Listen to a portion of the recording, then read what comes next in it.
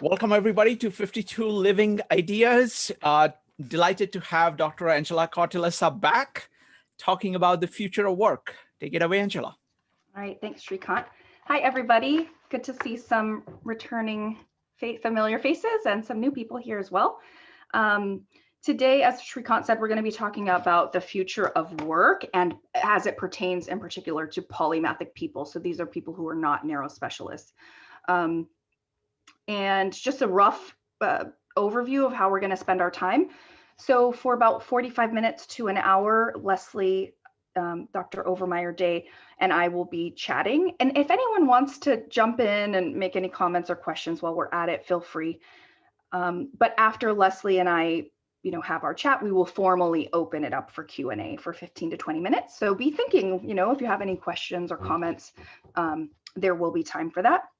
After Q&A, we will have breakout rooms. So you'll be sent to a room to chat with a small group about, reflections or thoughts you want to share in the small group. Then we'll come back to the main large room. And if you'd like, you can share a kind of takeaway you got from the session.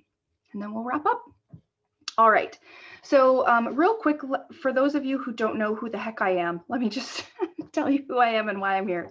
So in 2018, I graduated from George Washington University, where I had written my doctoral dissertation on the lived experiences of modern day polymaths. And I just want to say too, it's a fairly understudied area. So there hasn't been a whole lot of research on modern day polymaths. I do want to say too, the formal definition I like to share, which is by Robert Root Bernstein. I consider him the forefather of polymathy studies. And this is his definition for anyone who's not familiar with what polymathy is. He says it's active engagement, active being important, in multiple being important, interests or endeavors, integrating vocations with avocations, so that's professional life and hobbies, simultaneously or serially across the lifespan. So that's his definition. I just want to put that out there. The other thing I always like to say at the beginning is that polymathy exists on a spectrum. You do not have to be a Leonardo da Vinci to call yourself a polymath. One thing I want to add too is the way I like to think of it is you can be a polymathic person. You can have polymathic tendencies, polymathic ways of thinking and approaching life and work.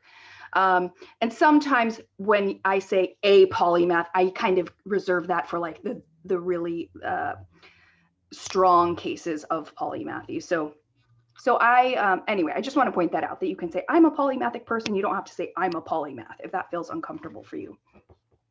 All right. Earlier this year, I met Leslie at a class by the Academy of Creative Coaching. And we just hit it off. We've kept in touch all this year. And I felt like we had a lot in common, especially even Leslie, you may recall at the training, I think we had to put up like 4 of our strengths or something, and ours were so similar. And what I really liked about the way Leslie thinks is she's just so strategic and well-spoken. And I'm going to read a little bit about her bio. And then Leslie, if you'd like to add anything else, feel free. Okay, so Dr. Overmeyer-Day is an industrial organizational psychologist. And she said a few minutes ago before we started, IO psychology is like the psychology of work. So that's why she's here today as my special guest. She has experience in organizational assessment, program and workforce analysis, identifying learning needs and establishing learning strategies, and connecting human capital influences to organizational performance.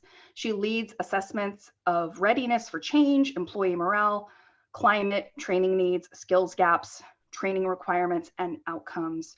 Dr. Overmeyer-Day is a skilled change management professional and certified coach who works with clients to diagnose root causes of challenges, develop change strategies, and guide clients through that change.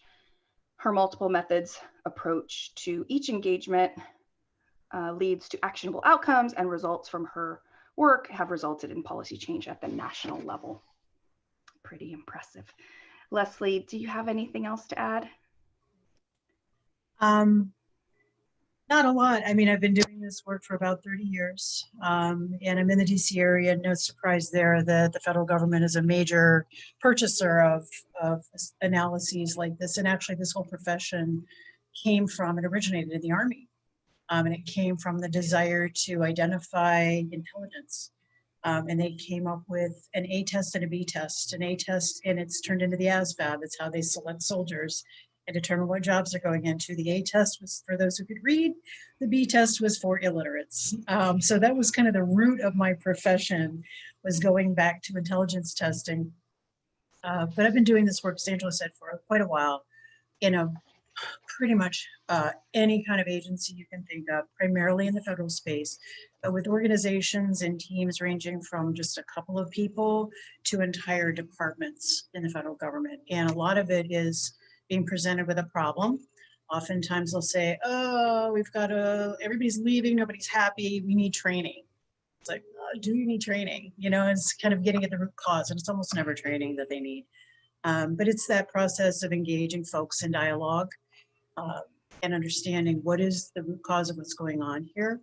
And I like to say kind of the short answer when people ask me what I do, it's I watch other people work, because ultimately I have to understand what is this business, who are these folks, what is it they do, and understand the different roles people play in an organization, so I can have kind of appreciation for where they sit and what they see as potential improvements or problems in an organization, to have a full scope of what's really going on there and diagnose what's going on. And kind of like I said, it's real quick to say, oh, we have a training problem. Yeah, it's almost never training. You really have to peel back the onion and get a lot of layers. So yeah, that's a little bit about me. Thank you very much, Leslie. And before we dive in too much further, I just want to say, like, why are we talking about this? Why does this matter? Well, last meetup, we talked about kind of polymaths in organizations current day and some of the challenges involved in that. So I wanted to spend some time sort of looking forward to the future of work. And my personal opinion is that the future of work may be very, very well suited to polymathic types. Of course, we need specialists still. We're always going to need a mix of both, but there's kind of an underappreciation right now for polymathic talent. And as we talk, you'll see a number of arguments for why polymathic talent may be very, very well suited to the future of work. And why does this matter? Also, a couple of reasons. The pandemic, you know, we're almost at the end of 2020 here, and I'm looking back, looking forward, and, you know, the pandemic has really been a disruptive workforce trend that has forced organizations to sort of change how they do work. So many of us have become remote workers, and, you know, working from home, especially for, you know, for knowledge workers.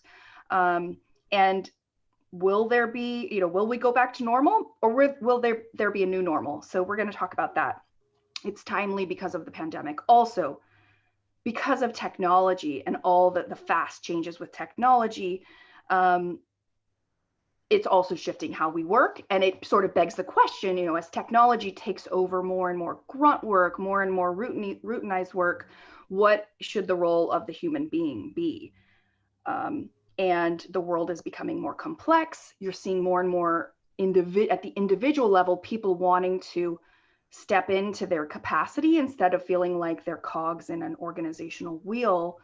So given all of these factors, you know, it's helpful to think about, like, well, how can I prepare myself for the future of work, given all the technology changes and also the pandemic, and just, you know, the future of work is changing.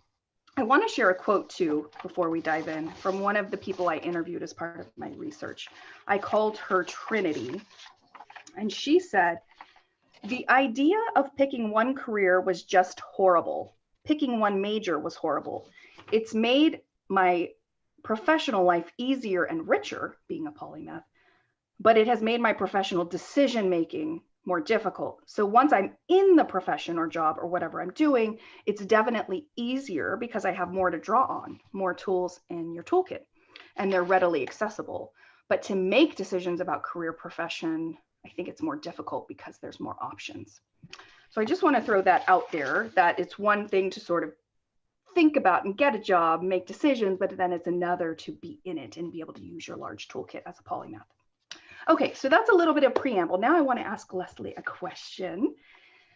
Leslie, do you think we're going to go back to how things were after the pandemic, sort of the dust settles, or do you think there's going to be a new normal, and why? So yeah, and I love this question because everybody's like, I can't wait to go back to the way things were. And it's kind of like, honey, there's no going back. there's only one way and it's forward, right? There is no back.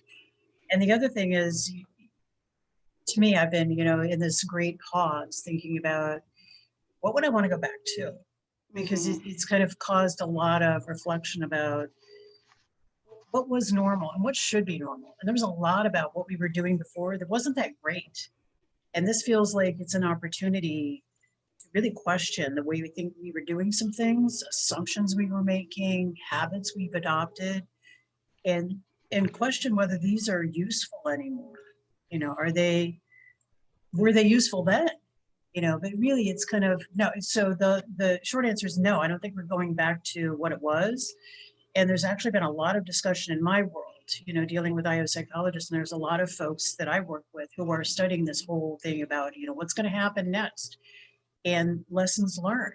And we've got to move forward. There's going to be a hesitancy to go back to the way things work for knowledge workers, going back to the office and old assumptions about everybody's got to be together. It's like, do we really? So I think there's going to be a lot of change, or at least a big segment of the workforce. Yeah, I love what you said too, Leslie, that this idea of, okay, let's think about what was working and what wasn't working. It's easy to forget, like we can each influence our own experiences to some extent. And what do we want to co-create? It's kind of like a do-over. The pandemic has given us a sort of do-over, like what's working and what's not working. And, what do we want to co-create moving forward to work for ourselves? I think, in Europe, I don't think they have a 40-hour work week. And in some countries, they take like a month off work, right? Like they've figured out a way to make it work. So I'm told. I've had colleagues in Europe that, they get the month of August off. We don't get that. And I'd worked in Germany for a while, years ago. Nobody was putting in 40 hours a week, maybe 32.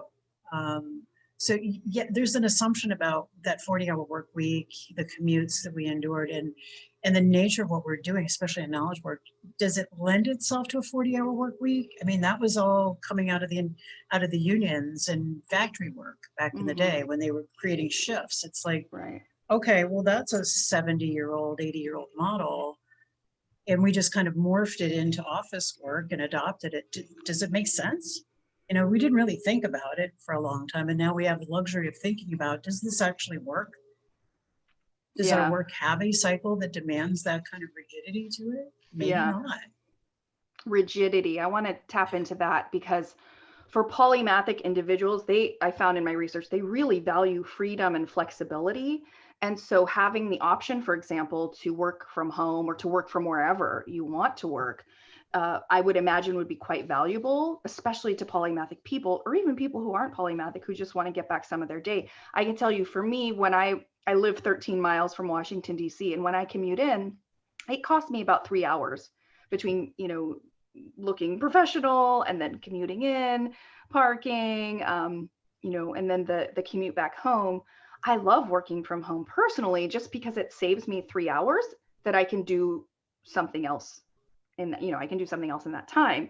And so it's interesting too, that it could be that this disruptive workforce, the trends that are happening now with more and more remote work is not only like good for organizations and good for performance, as we're going to talk more about, or can be good for performance, but it also could be something that promotes more polymathy. It could bloom and lead to more polymaths emerging, because you may get like me, 3 hours back in your day, and what are you going to do with it? You may try to explore new hobbies, you may get a side gig, and that sort of thing. So Leslie, I want to ask you, do you see any link at all between the work from home people are doing now because of the pandemic, and which I'm guessing will likely continue, at least to some extent, because organizations see it works, it can potentially save money on office space and that sort of thing. So do you see any link between working from home and kind of saving time compared to the old normal, and being able to develop polymathic talent with the time that's saved from not having to commute? Like, what are your thoughts on that? I think it's absolutely conducive to that. Because it's, and I'm not saying about you, are, it's like if I drive into DC for to commute to the office. It's 3 hours of my day that I don't have available. Mhm. And then there's another thing. So you get to the office and you're kind of forced to fill 8 hours. You may not actually have 8 hours worth of work to do, but you can't take advantage of that extra time to do research on whatever you're interested in today. But now that you've got this flexibility of working from home and nobody really checking in or walking by the way they used to, Mhm. and you have both the luxury and the responsibility of restructuring your day. So you're clearly working in your day job, but you can probably restructure a good bit of that day around, well, I have to be at these meetings, I have to get these tasks done, but you may have 2 hours in the middle of the day that you don't have to look busy, and you can start to research something else you're interested in or engage in your side hustle or whatever. But as long as you're getting your work done, Mhm. you, like I said, you have a responsibility, but it's that luxury. And I think, yeah, you've got this potential to just take advantage of that extra time and potentially do deeper research on a topic that you would have been able to do if you actually were forced to go in the office and couldn't, explore Mhm. that topic area. But I think, yeah, if you have the discipline though to actually get the day job done too, Right. and find those pockets of time. And I think it also helps if you have enough time to devote to something new. It's not just 10-minute bursts here and there, although that may work for you. But if you literally have an afternoon free, you may be able to devote that to whatever your other interests might be. And I've found that as I'm working from home doing these things, there are things that pop up that would have been just something I was mildly interested in. And I'm running that down a little bit further, doing a little bit deeper dive, and I'm finding connections back to things I can apply on the job. It's actually giving me an opportunity to really process this information and connect it and bring it to the job. Mhm. Whereas before I might have just been interested in it just because it was some cool thing, but I wouldn't have seen the connection and be able to apply it to a project. So Mhm. yeah, Yeah. I think it's in a matter of how we're using our time. But yeah, just the fact that we may have more of it that is Mhm. not lost to things like commuting or, worrying about what we're going to wear today, make sure we have a lunch packed. That definitely, I think, creates an opportunity for it. Yeah. The other thing too, I just want to observe is that y- not having a daily commute, it certainly saves time, but for me anyway, it also preserves my energy. So when I do go to work, I'm bringing sort of a fresher version of myself as opposed to someone who's been up very early that morning, putting on a suit and makeup, and then stressing in my commute. Am I going to be on time? Am I going to be late? You know what I mean? So just the energy I bring to my work is sort of a more relaxed, energized version of me, not the, oh my God, I'm already frazzled when I get to work at 8:30 version. Exactly. Yeah. And it's kind of like, when you're on the commute, you could have left the house in a glorious mood and been really organized in your head about all the things you were going to get done. But if you had a terrible commute, it sets the tone for the day. Right. Yeah. And we don't have that now. We just don't have it. It's absent. So every day it's a new opportunity without those inconveniences that can kind of come in and derail your mood. Yeah, exactly. Leslie, I heard you say a couple times now, you talked about the 40 hours a week. And, in the old world, productivity and contribution, it to some extent was measured by butt in seat for 40 hours or more. But so I want to ask you, if we're not measuring productivity and value added in the organization by 40 hours, for example, how else should we be looking at and thinking about the value an employee adds in exchange for their salary? That's a really good question. And I think it even predates COVID, because how were we weren't, I don't think we were accurately measuring performance anyway. Because the 40-hour a week requirement it's an attendance requirement. It's not actually measuring your performance at all. It's Right. just, were you present or were you absent? And there's an assumption that presence equals good employee. And I don't think that's the case by a long shot. But it does call into question, how should we be measuring people's performance? And one of the challenges that I know COVID has really hit a lot of the old school managers, and I work with one of them who was, I got to walk around the floor and count noses today. And this threw them. They don't know how to manage people in a remote setup at all. it's affected them more than their employees. Yeah, in terms of measuring performance, we do need to think what matters. It gets back to that basic kind of question about, well, what is it that we hired you to do?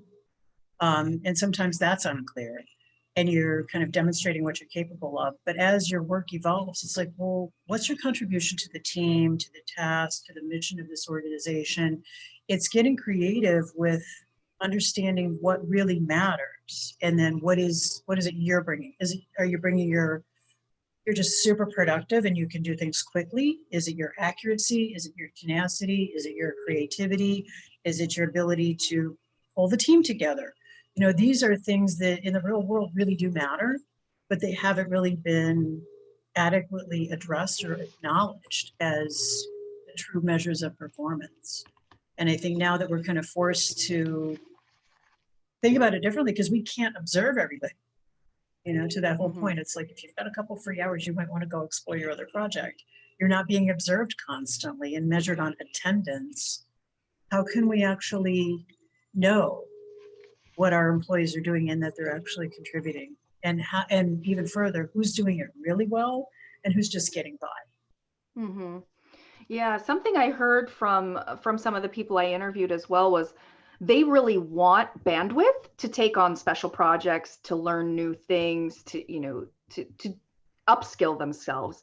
And so I think in general, as we consider how do you measure performance, how do you measure value added, the typical polymath will you know, do their job, and then they'll want to look for ways to learn more, add more, explore more as it pertains to their work. So they, you know, there's this hunger for self-improvement that you see in polymath. So when we think about work looking more and more like that, where maybe, you know, maybe we're looking differently at the metrics of contribution, I think polymaths may stand they may be in a good light, because they tend to be the kind that wants to take on those special projects and learn and grow, and not just do the basic requirements of their job.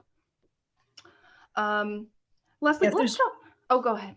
Yeah, I'm just thinking about if there are ways we can actually, you know, we used to call them self-starters, which is the most horrible term, you know. Oh, it's in every job description too. You see posted, oh, we want a real self-starter. It's like, okay, who's going to admit they're not? But it's that initiative of, I'm interested in this and I'm going to dive in and learn it, or I see a problem and I'm really intrigued and I'm going to take the initiative to learn more about it and try to solve it. But how do we recognize that? How do we demonstrate that we value it and reward it?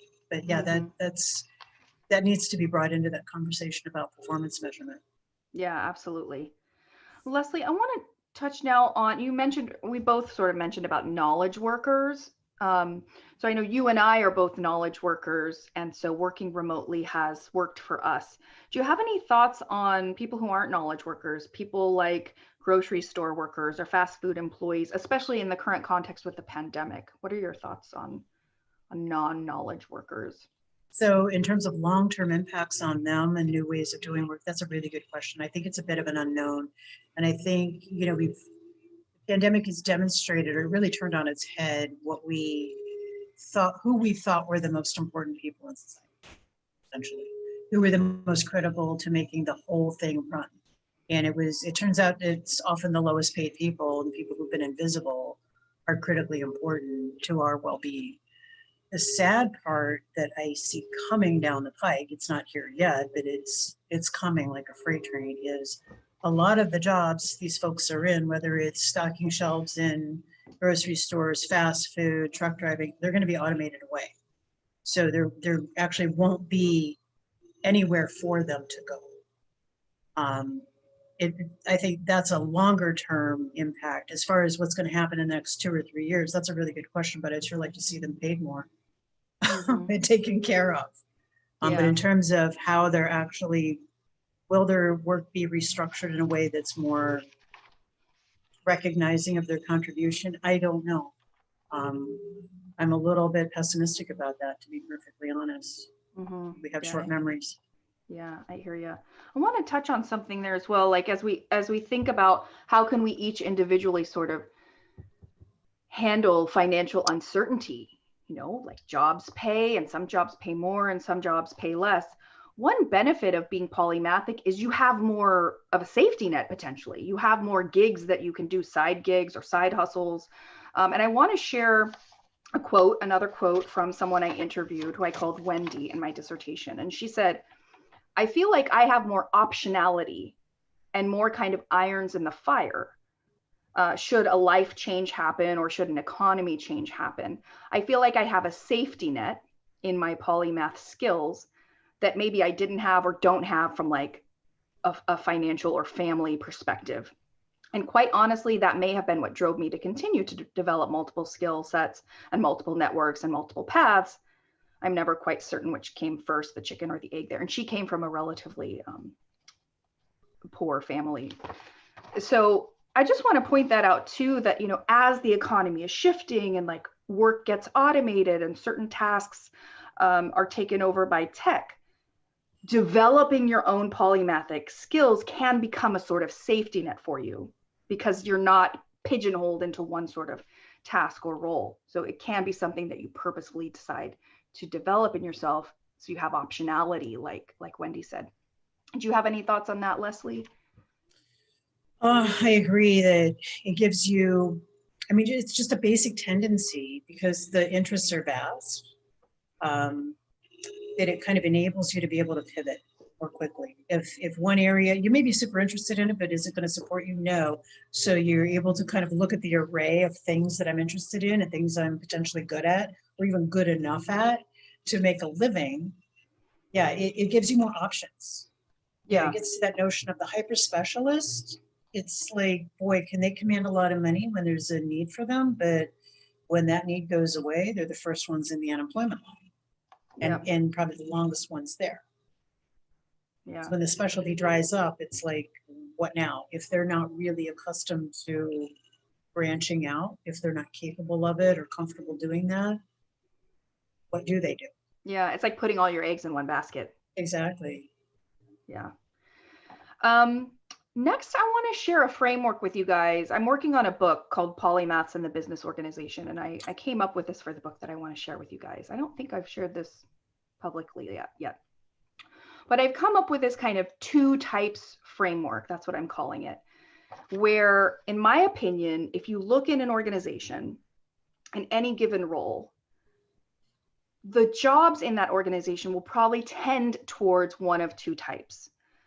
The job itself will either be kind of routine, stable work, like think of accounting or something like that, just very routine and stable. Or there's work that is kind of more chaotic. It's kind of in a wicked, it has wicked problems to face, harsh learning environments, or VUCA, challenges to deal with. VUCA stands for volatile, uncertain, complex, and ambiguous. So think of something like IT security or something like that. And so if you can see that, yes, there do tend to be 2 types of roles, then we need to think strategically, in my opinion, about what types of people fit in those roles. And right now, the dominant ideology is that of specialization. The vast majority of organizations, when they consider who to hire, want specialists. They just want to see this story of specialization. And frequently, if they don't see that on your resume, they will pass it over and go to the next one. But in my opinion, specialists are not suited to every job. And the way I think of it is specialists are kind of like the knowers. The knowers, that's the term I've given them. They are paid to be deep experts and to know the answers. Whereas the other type of employee that is well suited to sort of the difficult VUCA, wicked, harsh positions, I think of as learners. When you have a wicked, VUCA, harsh environment, you don't want someone who's just going to want routine and stability in that role, because that's not a solution to the problems in that role. You need someone who's willing to learn and adapt and be resilient and figure things out. And so in my opinion, the 2 types framework, what I'm trying to explain is there's 2 types of roles, and then there's knowers and learners that fit in those roles. And learners are people who, they're upskilling themselves as well. When you hire someone who's polymathic, who's a learner, continual learner, they're going to be improving their skill set. So in a way, organizations who hire polymathic talent are getting more payoff for that role, because they're getting someone who's going to morph and evolve as the times change. So before I go any further, because I feel like I've been talking a long time, Leslie, what do you think of this framework? Do you think this makes sense, that there's two basic types at a very high level, two types of positions, and then two types of people, generally speaking, that tend to fit in those kinds of roles in organizations? Does that make sense to you? And also, go ahead. It makes a lot of sense to me. And actually,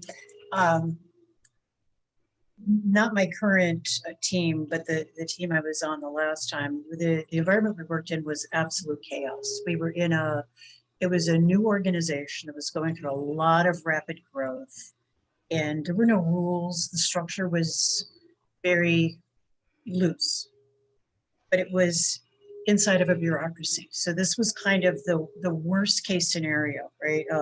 Because bureaucracies are rigid, they are structured, they are organized, they're predictable. And this was the emergence of a new bureaucracy. When I would hire people on the team to come and join us, I would ask them point blank, what is your tolerance for ambiguity?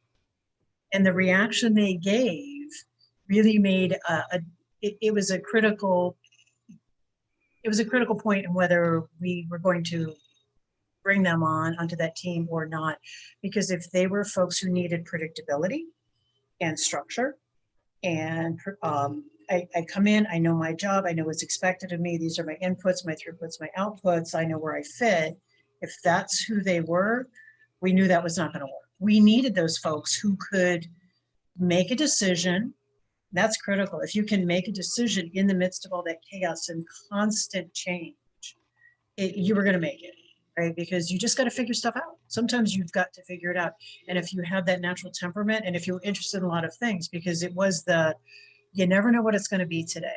Today we're going to be going in this direction. Nope, the boss changed their mind. We're going in that direction. And you have to learn a whole new subject matter to go with it. The folks who could adapt, who were learners, and that's a great term for them.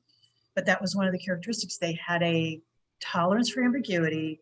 They didn't get ruffled when things changed. And they could make a decision without having all the information. Right? But that there's a fine line, though, because as you're growing an organization, especially if it's going to be a bureaucracy, you've got to have some of those folks who are on the other end of that spectrum. They've got to have that. They're the doers. They're the ones who are going to build it. They're going to give you the rules to follow, or at least general parameters, so the learners can go off and do this. If you have only one or only the other, it is a dead organization or on its way, or it's complete chaos. So you really do need to have both. Yeah, absolutely. I want to say too, based on my interviews with polymathic people, I think most of them actually tend to get energized by challenges and puzzles. Like maybe there's a limit, I guess, like maybe there is a limit to how much they can sort of bear at once with change and chaos. But a lot of them they would be very bored if their jobs were very routine and stable. And so having a sort of challenge that they can sink their teeth into is kind of energizing. It's an opportunity for learning. So I think they would like that. Leslie, you touched upon interviewing, and I want to quickly share some examples I've identified for how, if you are ever interviewing someone else to fill a position on your team, what can you ask to figure out, they're more of a specialist knower, or are they more of a polymathic learner? And so here are a few examples you may ask if you were trying to fill a specialist knower role. You could say something like, please tell us about your prior experience doing the kind of work that this job requires. Tell us about your educational background as it pertains to this position. And why do you enjoy doing the kind of very focused labor that this position demands? And on the other hand, if you were asking or interviewing somebody for a more polymathic generalist, VUCA, wicked, harsh role, you could ask, for them to tell you about the different types of skills that person has, and how that variety of skills could apply or inform the work at hand. You could ask, please share examples of where you've innovated using information from multiple perspectives or disciplines. Share an example You could just ask, do you think of yourself more of a in the weeds or a big picture thinker? And in my opinion, probably the knowers would be a bit more in the weeds and the learners would be a bit more big picture thinkers. Of course, a good polymath can do both, but they would always remember the big picture, I would think. The point is, you'll want to understand how they think. So instead of just focusing necessarily on specific past experiences or skills, you want to dig a bit deeper and figure out, how do they tend to think? How do they, are they more knowers or are they more learners? Do they like to envision and create solutions outside of the box? Or are they more focused on sort of executing very focused day-to-day tasks in a prescribed, reliable way? What else? Leslie, should we talk a bit about hyper specialization for a second? We can. I want to build Oh, sure. Go ahead. Go for it. on what you were just saying though with the interview questions, because this is Yes. and the whole notion of hiring, you know, and human resources, where I think they've got it dead wrong. This is where I really fault a lot of folks in my profession, because HR is it's on the I side of industrial organizational site. And most of the positions you see out there advertised are written for last year's or the job they needed to refill 2 years ago. It's very backward looking, and it is based on a very prescribed skill set they were looking for to solve the problem of yesterday. And it isn't hiring for tomorrow and the general capabilities and the competencies of what we're going to need down the road. And I think that approach is something that I've been trying to work with some of my clients, because some of the organizations I work with, they really need to have just a stable full of polymaths because of the nature of what they're doing. They're very innovative in their R&D, and they're like their projects have these 20-year timelines. You can't tell me the skills you have today are going to be the skills you're going to need 20 years from now. You need people who have that ability and that desire to grow and learn as the work changes. Mm-hmm. So I think the jobs the job postings you'll see are written for yesterday and for specialists and for a specific problem set. So that is kind of stacked against a polymath. But there are other questions you can ask too. I love the questions. If I'm really trying to dig into know how somebody's going to approach it, Mm-hmm. I'll give a problem. Or tell me about a time when you had a project that didn't work out, right? And ask, what did you learn from that? Have them describe what happened, you know, pull lessons learned to see, and what would you do differently next time, right? What do you wish you knew then that you know now that would have saved it? You know, kind of get an understanding of their thought process. But we can put people, and we've done this before, you put them in kind of realistic scenarios and have them explain how they would apply. Because it's one thing to say, I have this skill set, but it's another to actually have them kind of demonstrate Mm-hmm. or explain to you in a scenario, well, how would you approach this? And then you can kind of see how they think. And are they very rigid, and or they have a toolkit and they pull this out now, well, I would just apply, you know, Dr. So-and-so's, you know, model of blah, blah, blah, you know, and you have your checklists and this and that's like, okay. Or is it someone who is going to approach it very differently and say, well, first I'd ask about this, or I'd try to find out more about that. You know, you can really get a sense of their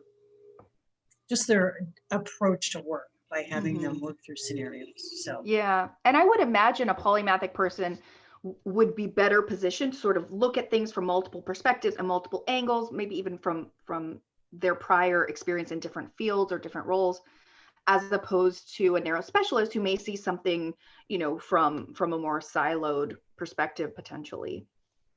but they're going to be more creative in how they even approach it. They may get the answer dead wrong. They may give you some solution that would never work, but at least you can see what their thought process is and kind of get a flavor for their creativity. Yeah, there you go. I like that.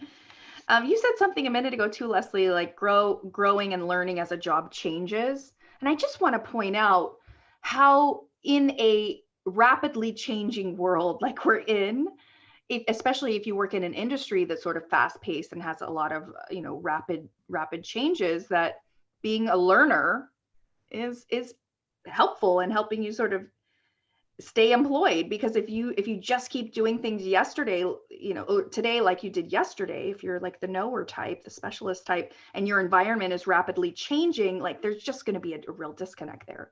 So polymathy can be a way of better preparing yourself for change, you know, for change in the the economy, for change in your organization, that sort of thing. And I would see them being the ones where the boss brings them the problem or asks the question, and they say, you'll go to one person and say, I don't know, and it's like, how do you do X, Y, Z? I don't know. They'll go to the Polymath and they'll say, I don't know, but I'll find out. Yeah, exactly. Exactly. Let's talk a little bit about technology too, because of course we can't ignore the role of tech and how quickly it's evolving and how that's going to impact the future of work. And I've given this a bit of thought, and I realized, as tech takes over more and more sort of routinized grunt work, I don't know how else to say it, as artificial intelligence automates a lot of what our work do, for me, it really begs the question, well, what is the role of human being? And I don't mean this year or next year, I just mean for 10, 20, 30, 40, the next 50 years, as work really changes, what should the role of a human being be? And what I think the role should be is to be creative, to add unique human value. And that is done through being creative, being innovative, seeing the bigger picture and making links, building bridges, coming up with solutions, forging those links between disciplines even. And so those are all things I want to point out. Those are all things that polymaths are really good at, because they don't exist in silos. They exist at the intersection of multiple disciplines. They're really good typically at seeing the bigger picture and making those linkages, building those bridges. So, Leslie, how do you think about technology and the type of work that people will be doing in the future? And do you think people with polymathic talent are better suited to that future world? Yeah, I mean, and this is huge, and you kind of can't get away from it. Everybody and their brother is taking on a digital transformation initiative right now. And I'm the one who sits back and say, what does that mean? Because at the end of it, it's like, the work is the work. And it's like, I always come at it, I guess, because I'm a psychologist. It's like, how is this going to affect the people? The work has to determine what we're changing, what we're automating, where it makes sense to introduce AI. And I don't even like the term AI because I think it's overused. I've actually heard someone say we shouldn't call it artificial intelligence, we call it artificial intellect, because intelligence is the much broader spectrum, and that includes the human capacity for emotion. Mm-hmm. AI is really logic. It is intellect. It is pure, it's much narrower. Mm-hmm. I think it is. So where do people intersect with this? It's like, let the machines do what the machines are good at, and take away the stuff we hate, the dirty work, the ugly work, the boring work, and free up space for people to be creative and to think more holistically, and to and free up your space from doing the things that are boring and routine that involve no creativity, to, okay, what is the next thing to evolve all of this body of work? Because if you don't have that free space to learn and think about not only how can I make this better, but what's next? Why are we doing this anyway? What value does this add? Mm-hmm. But yeah, I think it's that freeing people up to add that human component that machines will never have. Mm-hmm. Mm-hmm. Yeah, I agree. Next, I want to shift gears a little bit, Leslie, and talk about, I'll just be honest, Leslie and I were chatting the other day and she said something, so I'm just going to, that's how we touched upon it. She said something that really struck me, and she talked about people getting unconscious in their work. And that when work is rote and routine, and you're just sort of, doing the same thing over and over again, how there's a sort of unconsciousness that can sort of fill your mental space. You just sort of are doing it without really being alive to it. So, Leslie, can you tell me what comes up for you when you think of sort of unconsciousness in one's work, and how polymathy versus specialist may tend to do that more or less? Yeah, we were talking about this the other day. It actually is an issue that comes up in many aspects of our lives. It's driving is one of them. We just, once you've been driving for a number of years, most of all of that becomes so habitual, you're not really attending to it the same way you were when you were 15 or 16 and learning how to drive. But we were talking about the fact that most of us are on autopilot throughout our day at work. including people who are hyper specialists or masters of what they do. And I find this most often when we're doing job analysis, right? Where something new is coming down the pike. Here's the scenario. It's like, we're going to introduce this new tool in the workplace, and we have to talk to the subject matter experts to really understand what their job is, to know how this tool will be used by them. So when you first sit down with someone who is an expert at their job, and you ask them a very simple question, tell me what you do, they freak out because they can't explain it, because they have become, it's habitual. It's who they are, right? And it's like they don't even think about it anymore. It's just, what do you mean? I do this thing. No, break it down. No, what do you really do? And it's a process of really forcing them to stop and consciously unpack the stuff that they just take for granted. They just do these things, right? It happens to everybody, right? But for master's level people, it is really kind of remarkable. And actually, when I'm working with experts, particularly when we are writing training, I like to work with more junior people because they're in a better position to break it down for you and explain procedurally how things go, because it's newer and fresher for them, and they still have to attend to it. They have to pay attention to not make a mistake, to build their proficiency. When you've got someone who's fully proficient at doing these tasks, they really have great difficulty in explaining how they do what they do. Mm-hmm. Yeah, interesting. Leslie, I want to shift gears a little bit again to a bit of a different take on polymathy in the workplace. So one of the ways I think about polymathy, another term I use for it, is being intrapersonally diverse, having diversity within yourself in terms of the experiences that you've had professionally or in your hobbies. And so, we hear organizations talk about how important diversity is, diversity of thought, race, sex, sexual orientation, gender identity, all of those things, which do matter. But there is another kind of diversity, in my opinion, which should also matter to organizations, and that's intrapersonal diversity in individuals where, based on the work that they'd be doing, that would make sense. And so, as we think about the value of diversity in organizations, Leslie, what comes up for you? Do you think organizations should value this kind of experiential diversity in their employees? I think, should they? Yeah, just as they would any other. What I find though is oftentimes they don't.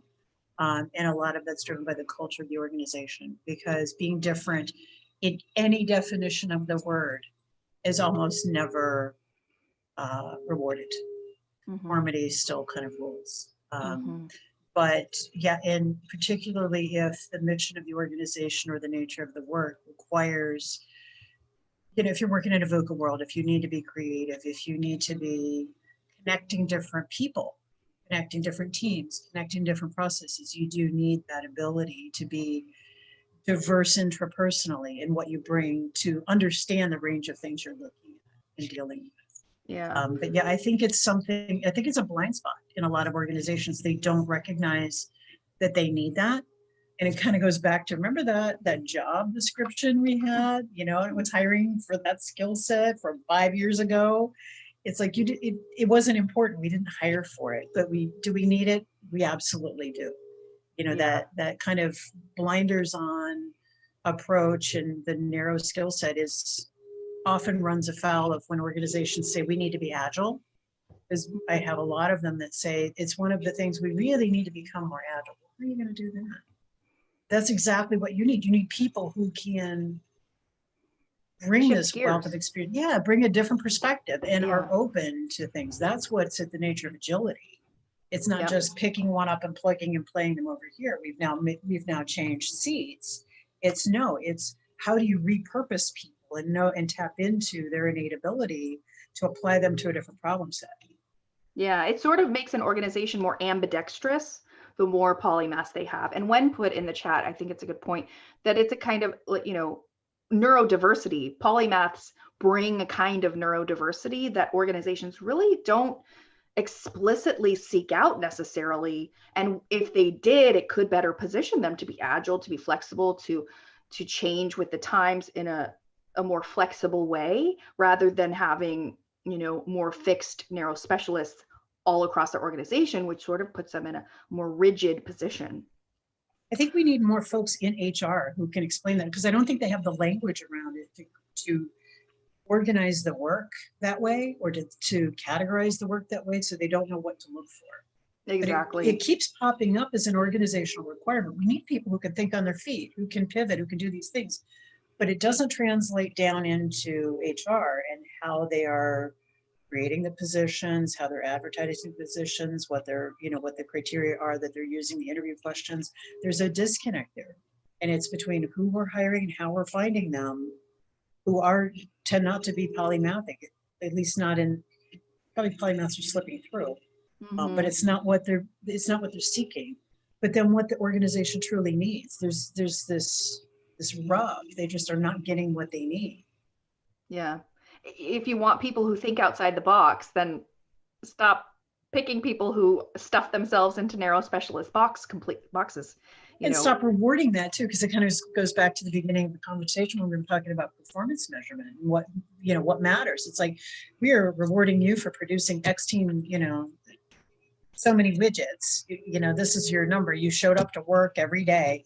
We're rewarding you because you brought this capability, take this piece of business that rapidly shifted over to this and assemble a team and pull the team together, and you put order to chaos.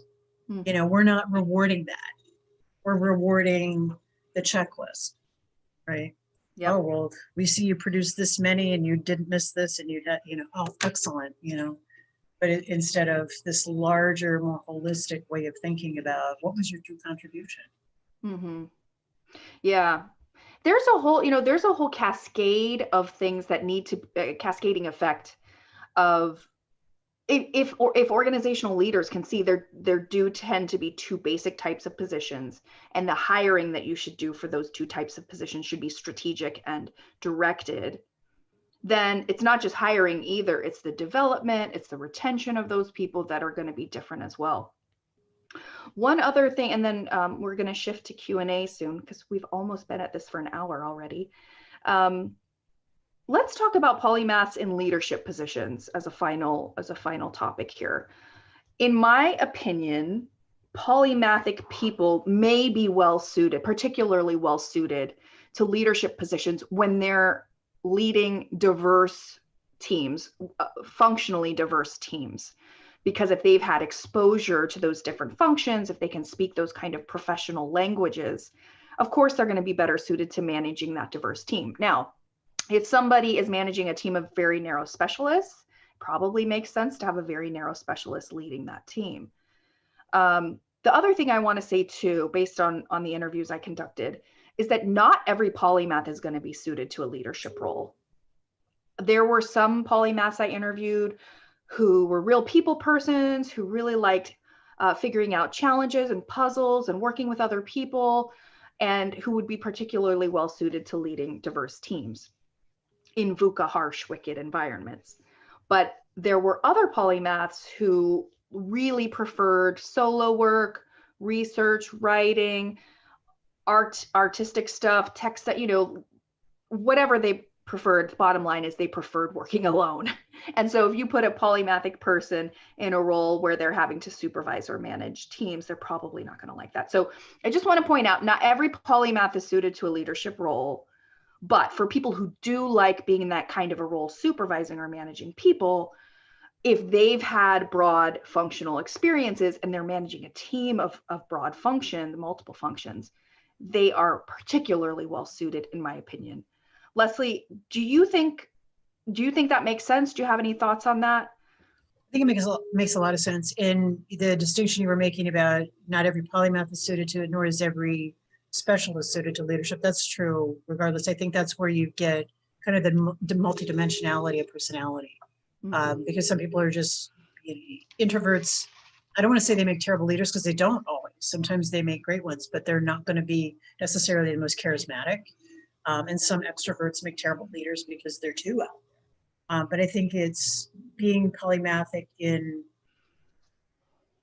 as one aspect of who a person is, can bring a lot to the table as far as being a really good manager, being a really good leader, because they can understand a lot of different technical things more readily than a specialist might. At least they're looking across a range of things. They have a different orientation to problem solving and considering different perspectives than a specialist might. Because again, specialists, most that I've known, got a toolkit and they're pulling that toolkit out all the time. And if it's not in their toolkit, it's like, no, they just don't have a solution. Mhm. So I think, yeah, it's complex, but I do think there's definitely a place for more polymathic thinking and approaches in leadership. And I think especially in organizations that want to go forward and are forward thinking and leaning and innovative, you've got to have that kind of leadership. Mhm. At the end of the day, polymathic people are learners.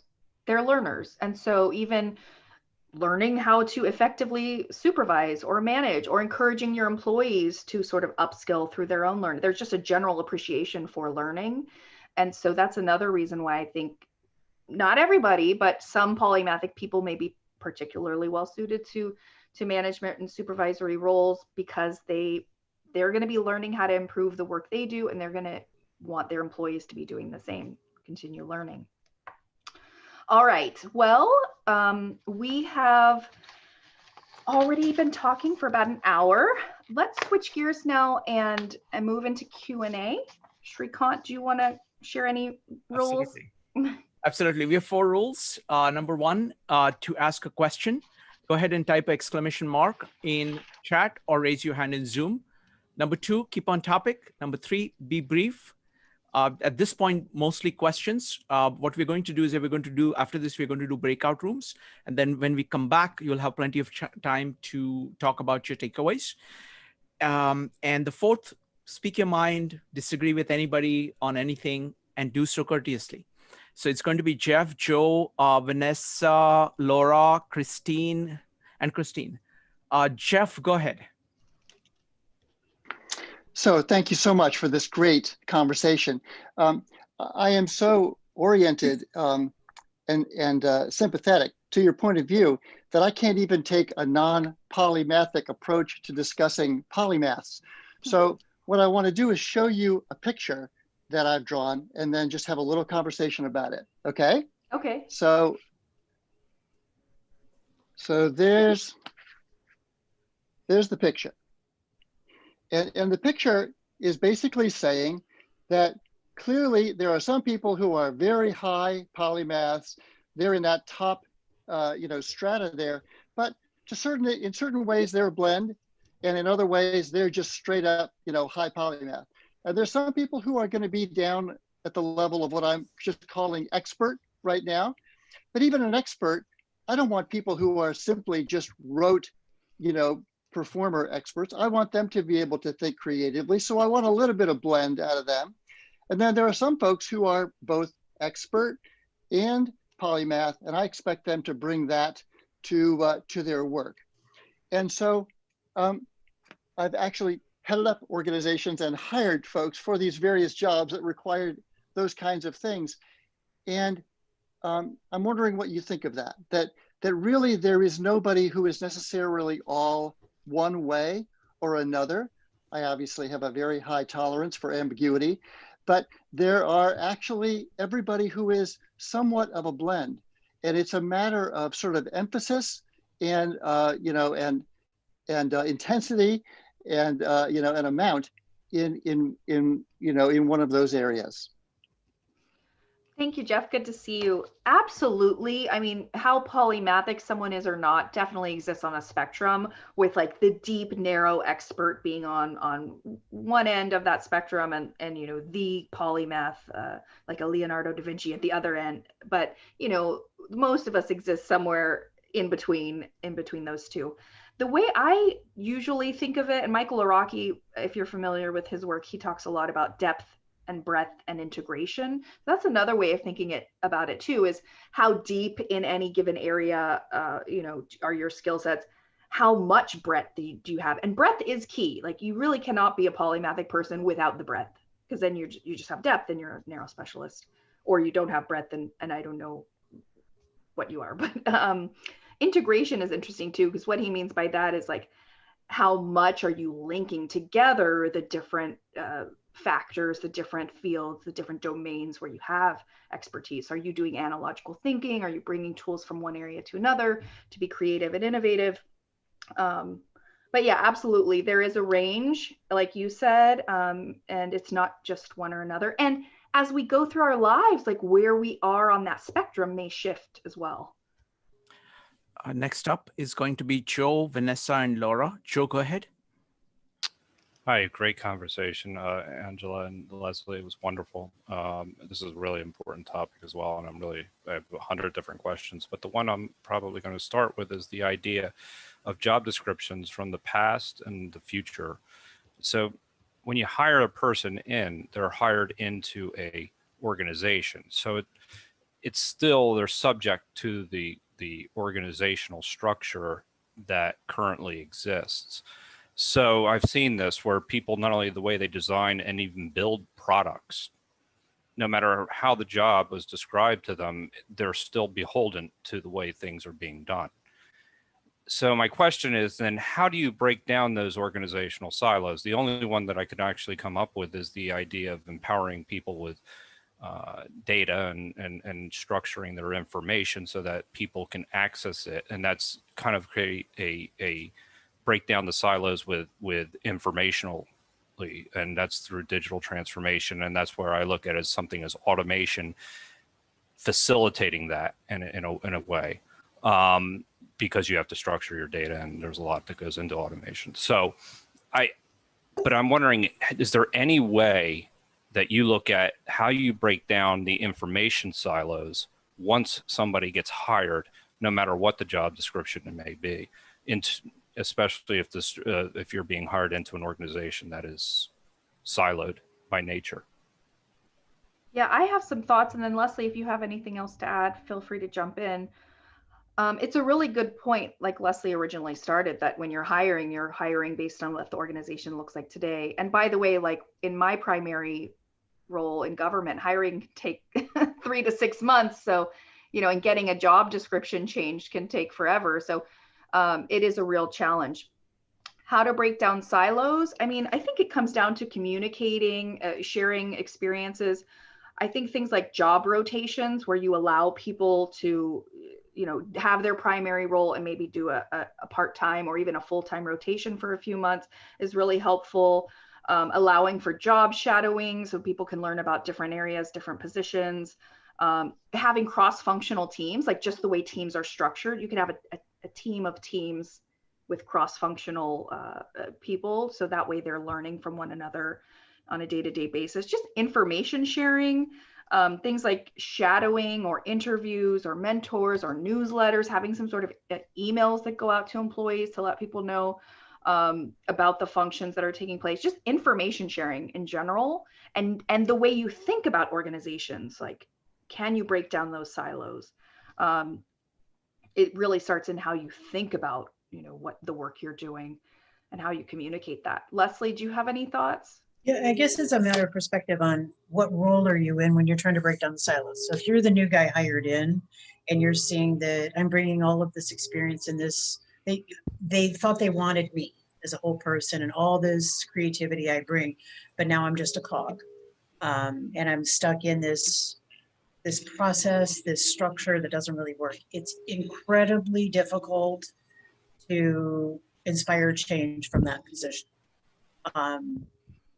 More often than not, what happens is over time, you'll have a problem with morale or productivity, because people at some point give up and the organization's not doing what it's designed to do.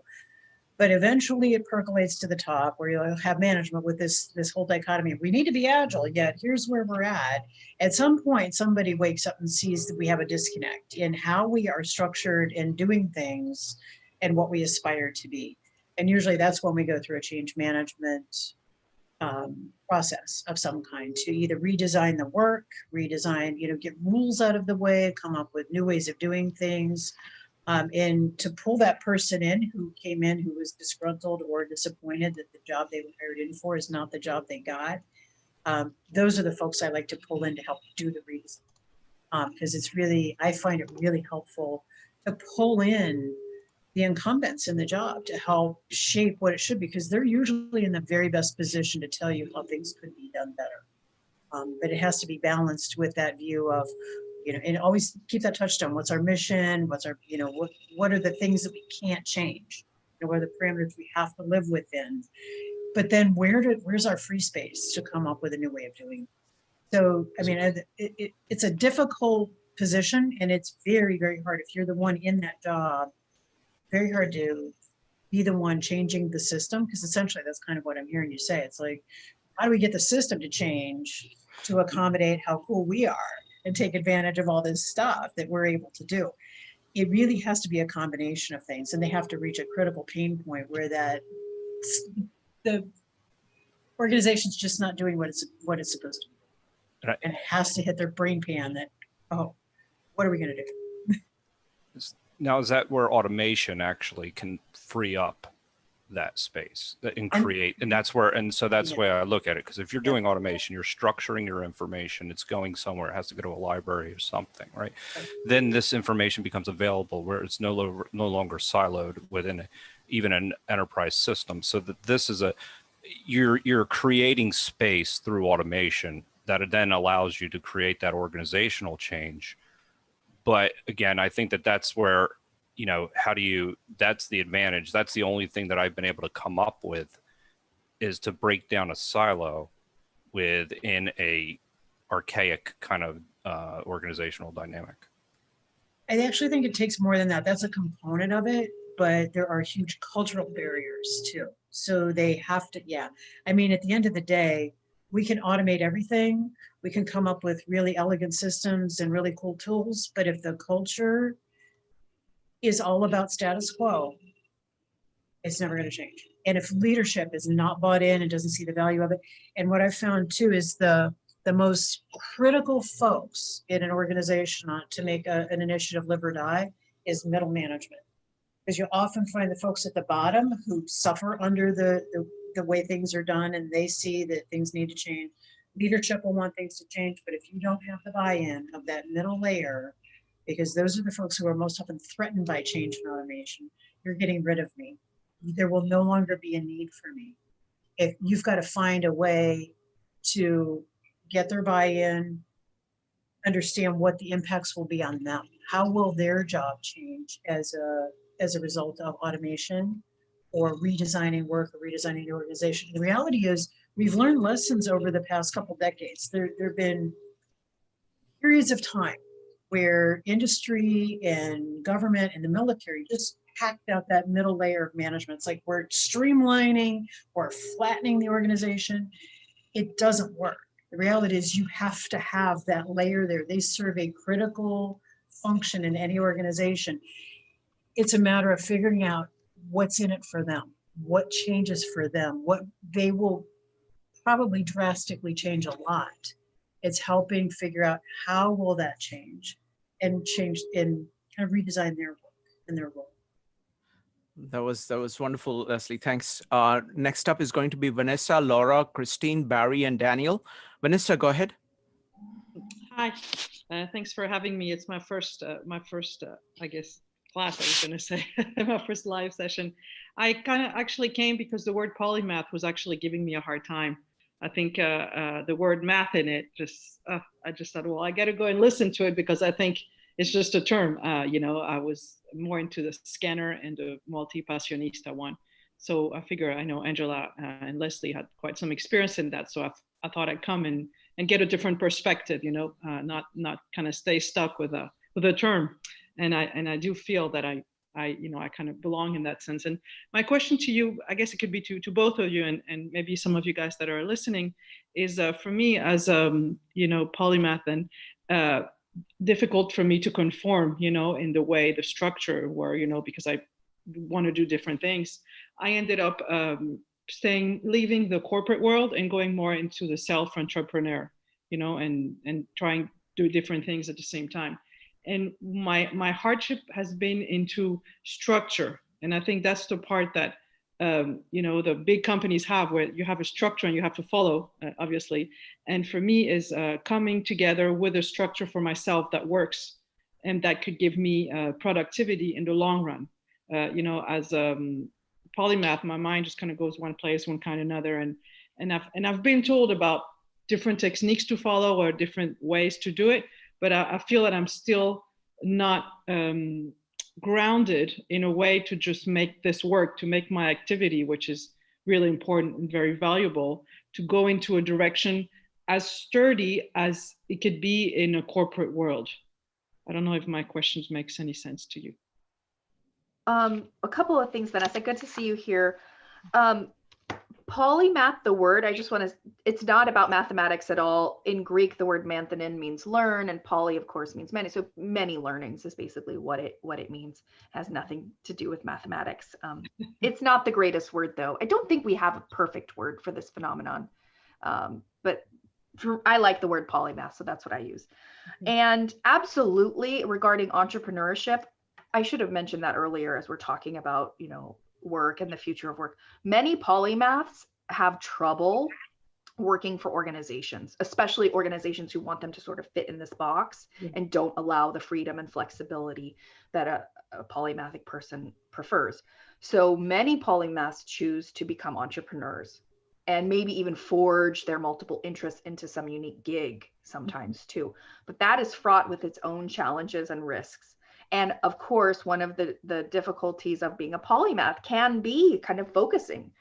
So if you want to achieve a certain goal, you know, sometimes it does require hunkering down and having bursts of focused energy and focused attention in order to get something done. So, but I think that's doable. Polymaths, you know, being polymathic doesn't mean you can't focus or you can't achieve. It just means you like a lot of things. You're stimulated by variety and especially learning about lots of different things, which can be, you know, it can make you very well suited to be an entrepreneur because usually entrepreneurs are wearing multiple hats. So I just want to mirror back. I'm not sure I have an answer for you. I just want to validate that, yes, many polymaths become entrepreneurs because they're not happy with their experience in organizations, which tend to be very siloed and have, you know, routinized jobs, you know, forcing people into the box. But yeah, productivity and getting things done. If you prefer lots of switching, it can be a little dizzying if you're an entrepreneur and you may need to hunker down sometimes to get things done. Leslie, do you have any thoughts on that? No, but yeah, the same thing strikes me too. Many organizations are set up for, especially those that are older in many cases, although I don't even want to use that as a characteristic. It's those that, I guess look at the type of business it's in. They tend to, again, reward conformity. Most organizations that have been around for a while, the larger tend to be more bureaucratic, but I don't really want to paint it with a broad brush. If you're looking for, say, if you're looking for a position and you want to look for work and not be self-employed or be an entrepreneur, look for organizations that value entrepreneurialism. There are many out there that they may be huge, but they're actually conglomerations of lots of little businesses that actually are set up as little kind of entrepreneurial cultures. That's one way to kind of screen them. Don't make an assumption that if it's a 50,000 employee organization, it's going to be very bureaucratic. It may not be. There are some companies I'm thinking of, like 3M. They actually reward people for being very creative. They would take people off. Years ago, they were known for doing this. You would get a certain percentage of your time where you weren't working for the company, you were creating. And that's how they came up with things like Scotch tape, right? But it's a matter of, do your research on the companies and the organizations you're looking at, because size is not necessarily a given that they're going to be very rigid. How old they are, because some of them, just because they've been around for a long time, maybe that's an indication that they know how to pivot too, that they don't always do the same old. So yeah, but it is a real rub, because there's a part of it too, I think, is personality. How much are you willing to sacrifice or suck it up to kind of get along? keep the job versus where does it meet that pain point of they really just don't value me or it's too confining.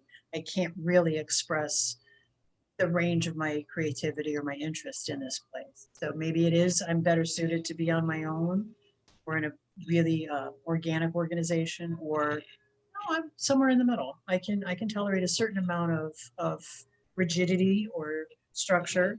It's kind of like, what's your balance? Yeah, and I just want to add one other thing is that some people, like myself, may have a kind of full-time gig that I do working from home, saves me the 3 hours a day.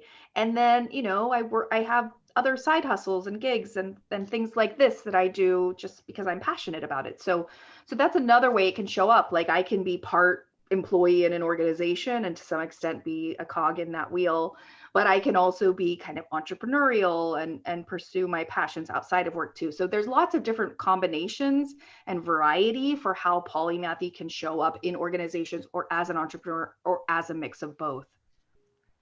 Excellent. Next up is Laura, Christine, and Barry. Laura, go ahead.